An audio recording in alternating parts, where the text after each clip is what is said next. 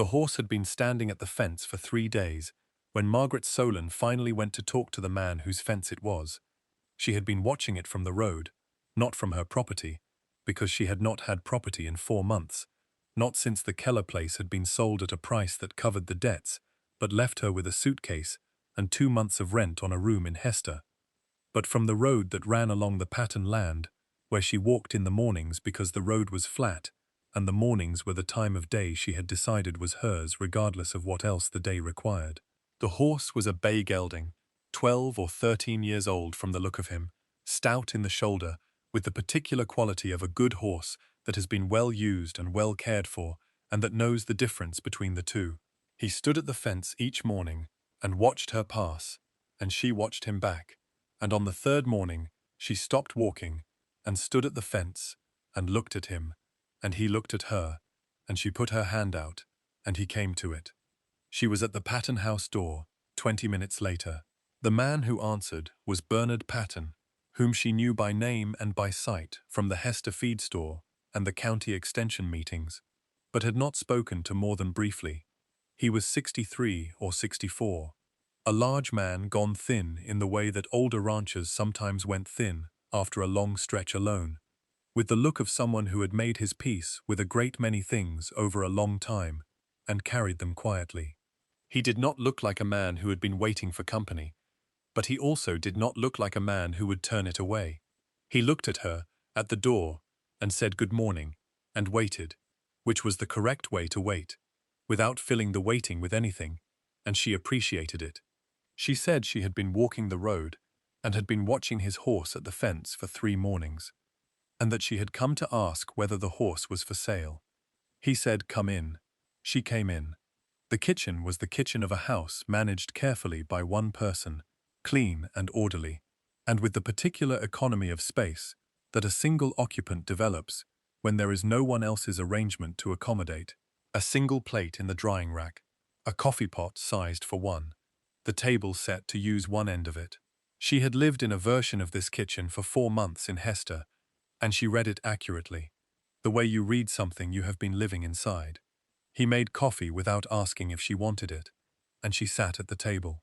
He said the horse's name was August, and that he had been Bernard's working horse for 10 years, and that his wife had ridden him in his earlier years, before she had died, and that the horse had been at the fence because Bernard had not been riding him, and August did not approve of standing in the paddock. She said she was not surprised to hear it.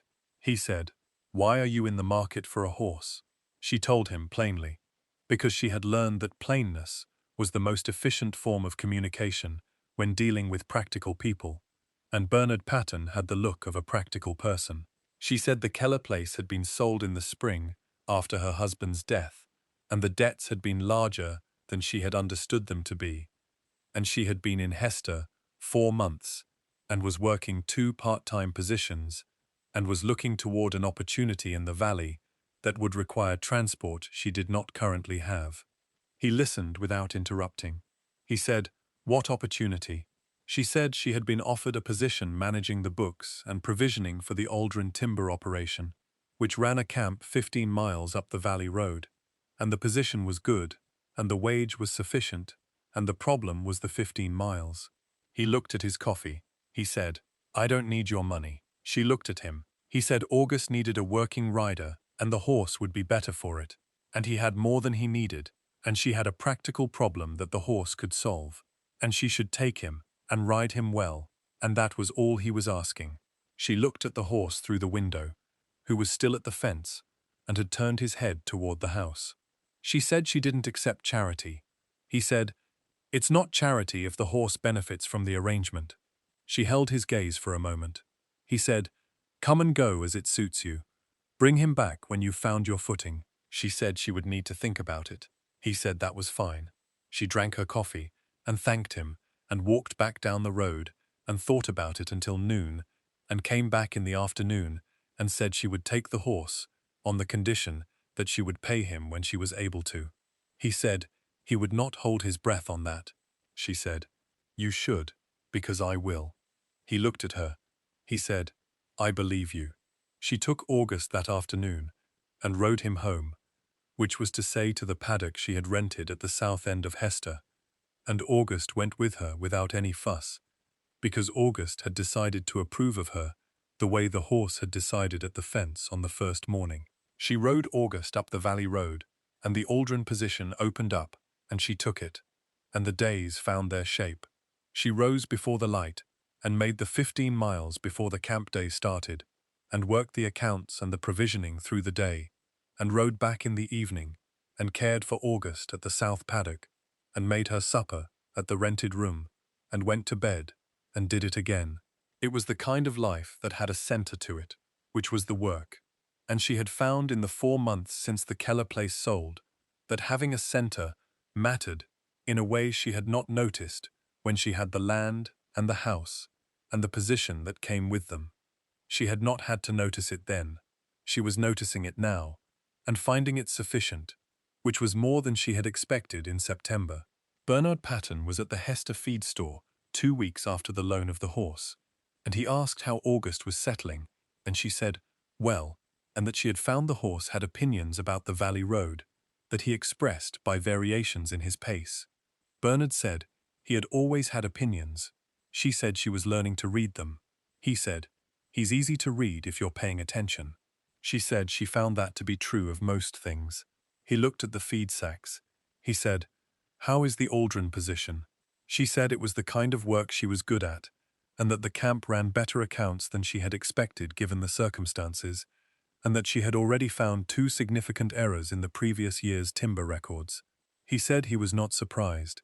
She looked at him. He said, the previous accountant was not precise. She said she had noticed. He said he had been trying to tell Aldrin that for 2 years. She said, why didn't he listen? Bernard said, I expect he'll listen to you. She said, why? Bernard looked at the feed store window. He said, I'm not sure. Maybe because you found the errors in the first week. She thought about this on the ride back to the camp, and found she did not disagree with the reasoning. She came to the Patten place in October, on a Saturday, with a jar of preserves from the camp kitchen, and a question about the north pasture drainage that she had been wondering about since August, and which she thought Bernard might have an opinion on. The camp cook had made the preserves in July from the berry patch above the timber line, and they were better than ordinary, the kind that came from good fruit in the right year properly processed, and she had been deciding since August what to do with the extra jar, and the Patten place had been where she had decided to bring it. He had been at the fence mending the same section he had apparently been intending to mend for some time, and this told her something about the rhythm of the place, which was that the urgent work got done, and the rest of it waited until it was ready to be urgent, which was the rhythm of a man managing a large property alone, and not in any hurry about any of it, because there was no one to be in a hurry for. He stopped when she came up the road, and she held up the preserves and said she had a question about north pasture drainage. He said, come in. They had coffee and talked about north pasture drainage for 20 minutes, and she told him what she was seeing from the road, and he told her what he knew about the clay composition in that section, and they arrived at a plan that was better than the one she had arrived with, which was what good conversations about drainage generally produced. She left the preserves on the kitchen counter, and he set them on the shelf above the window without comment, which was the right place for them and the right response. She came back in November with a question about fence post spacing in rocky ground, which was a genuine question and also not the only reason she had come. She had been making the ride to the Patten place every 2 weeks since October, and she had stopped accounting for the reasons, except that the ride was 15 miles each way, and she made it without noticing the distance, which told her what it told her. Bernard answered her questions about fence posts, and she answered his about the Aldrin timber accounts, which he was genuinely curious about, and they talked for an hour in the kitchen, with the November cold outside, and the stove working the way the stove had worked in that kitchen for 30 years. She saw the photograph on the shelf above the window on her 3rd visit. A woman with dark hair, taken on the porch of the house, laughing at something outside the frame. The photograph had the quality of something taken at the right moment by someone who had been paying attention, and it sat on the shelf between the preserves jar and a small clay pitcher that had the look of something very old and very used and very kept. She looked at it without making anything of it, and Bernard, who had seen her look, said, "That's Marion." She said, "I know." He said, "You knew her." She said they had been at the same church in Hester for 4 years before Marion died, and that she had been a woman she had admired without knowing well, and that she was sorry for the loss of her. She said it the way she said things that required care, plainly, without performing the care, just placing it where it was. Bernard looked at the photograph. He said, "She would have liked the preserves." Margaret looked at the window. She said, "The kind she made herself?" He said, "She made everything herself, including opinions about people." He said she was a good judge. Margaret looked at the window, and then at the photograph, and then at her coffee, and there was something in the room that neither of them made more of, and neither of them reduced, which was the right way to hold it. The room held Marion, and held them both in it, and the kitchen went on with its ordinary sounds, the stove and the wind, and the particular creak of the Patten house settling in the afternoon. She went back in December, in the early cold, and she brought the winter issue of the county agricultural paper because there was an article about timber drainage that she had thought would interest him, and they talked about the article, and about the winter coming in early, and about a concerning sign in August's right foreleg that she had been watching, and which he confirmed was worth watching. He went to the paddock with her in the December cold to look at the leg, and they stood at the paddock fence together and looked at the horse, and he put his hand down the foreleg, the way you check a thing when you know what you are checking for, and said it was a beginning tendon strain, and she should ease the pace on the valley road for 2 weeks. She said she had suspected as much. He said, "You're a good hand with horses." She said, "I grew up with them." He said, "You read them the way you read accounts." She looked at August. She said, "There's not much difference, really." He looked at her, and then at the horse and said, "No, I suppose there isn't." They stood at the paddock fence in the December cold, and the light was going off the valley, and the Patten place settled into the early dark the way it settled every evening. And something had been accumulating since October, without any announcement, and they both knew it was there, and neither of them spoke to it directly, which was the right thing to do with something that was still in the process of becoming.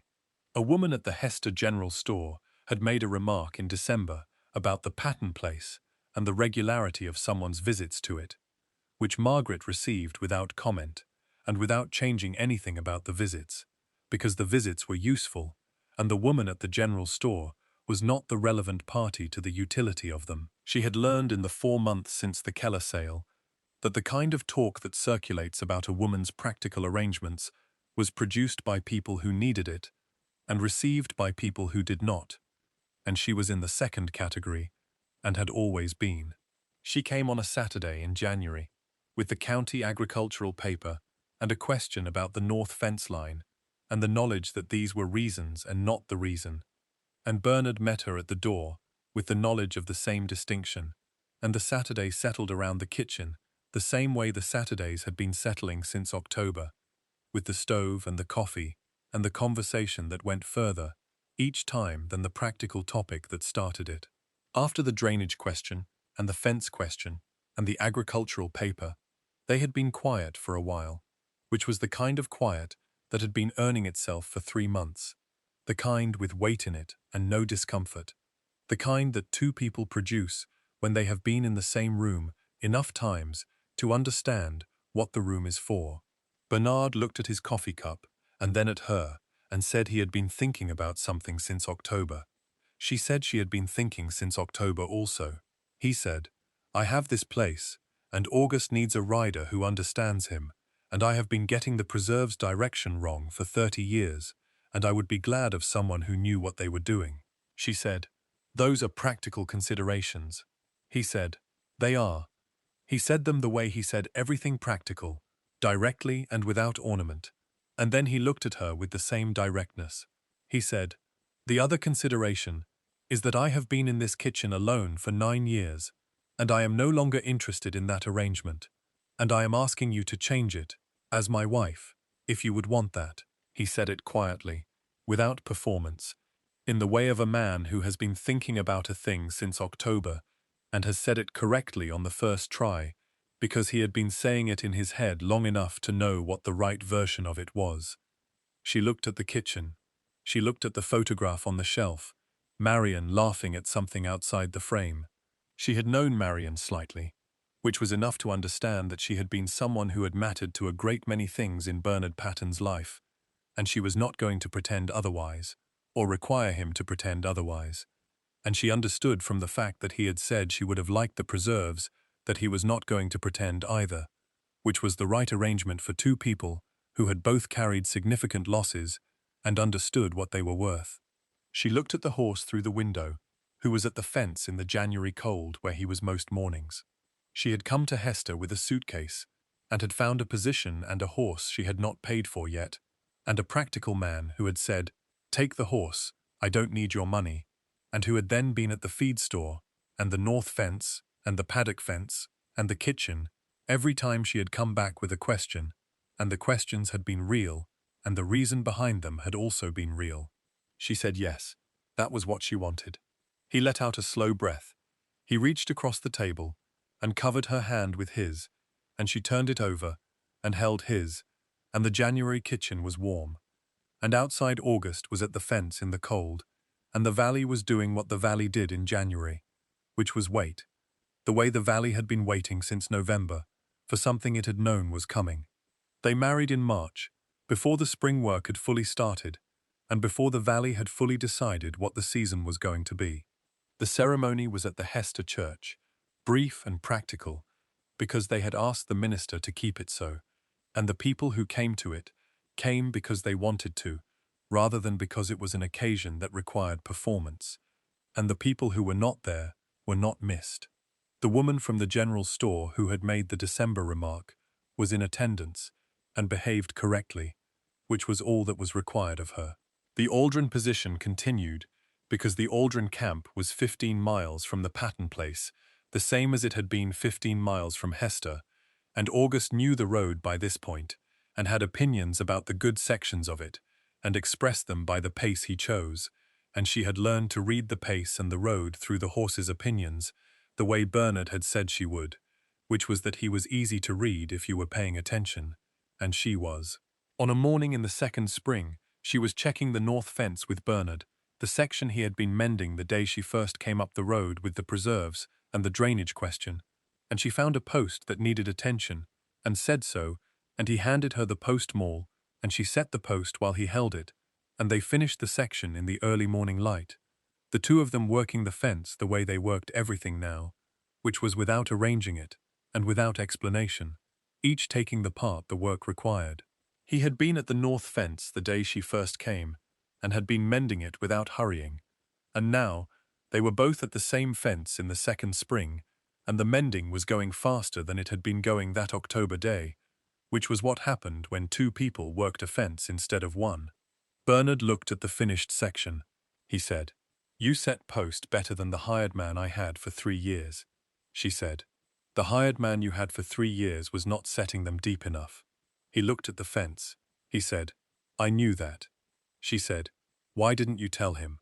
Bernard said, "I didn't want to embarrass him." She said, "And yet you had 3 years of bad posts." He said, "I accept the point."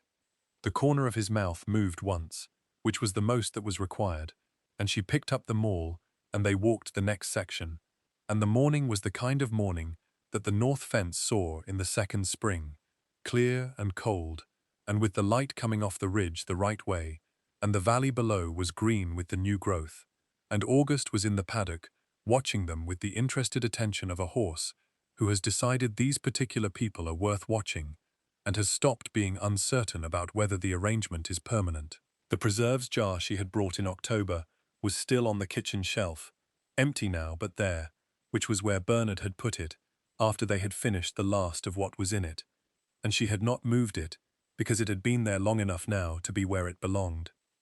The photograph of Marion was still on the shelf beside it. The clay pitcher was on the other side. The three of them, the photograph and the pitcher and the empty jar, were on the shelf together, in the way of things that have accumulated in a space over time and belong to different parts of the same life, and she was part of that life now. And the shelf said so, the way the morning light said so. Through the kitchen window, every morning, she was there to see it, which was every morning. Bernard had said he had been getting the preserves direction wrong for 30 years, which was the kind of joke that was also not a joke, and she had started a new jar in November from the camp kitchen's berry supply, and it was on the counter now, waiting for the right morning to open it, and the right morning would be when they were both in the kitchen, with something worth taking a pause for, which was most mornings, and which was more than she had expected in September, when she had been standing at the South Paddock in Hester, with a suitcase, and a rented room, and no horse, and no position, and no particular plan for what came next, and which was everything she had needed, and had found by coming back. And that was the story of Margaret, who took a horse she couldn't pay for, and came back with something the man who lent it had not known he was waiting for. Let me know in the comments if you enjoyed this one. Thank you.